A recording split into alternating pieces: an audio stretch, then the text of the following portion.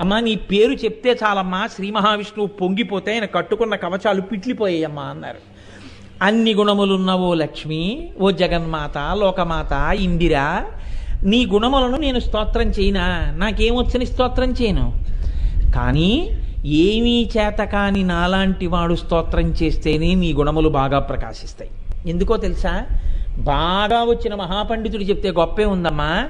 ఏమీ చేతకాని నాలాంటి వాడు, పలుకులు రాని పిల్లవాడు పలికినట్టు నేను చెప్పలేని నీ గుణవైభవాన్ని నేను చెప్పడానికి ప్రయత్నించి చెప్తున్నప్పుడు నా మాటలకు సమగ్రత లేకపోయినా నీ యొక్క క్షమాబుద్ధితో, ఓర్పుతో, పిల్లవాడు నా గురించి చెప్పకుండా ఉండలేక చెప్తున్నాడన్న పెద్ద మనసుతో నువ్వు స్వీకరించడం వల్ల నా మాటలకి గౌరవం వస్తోంది. కాబట్టి నీ గుణములు నేను ప్రకాశింపజేశానా లేదా? ఇప్పుడు చేతకాని నా చేతకానితనమే నీ గుణములను ప్రకాశింపజేసింది. కాబట్టి నేనే అర్హుణ్ణమ్మా నీ గుణాలు చెప్పాలంటే అన్నారు పరాశర భట్టర్లు.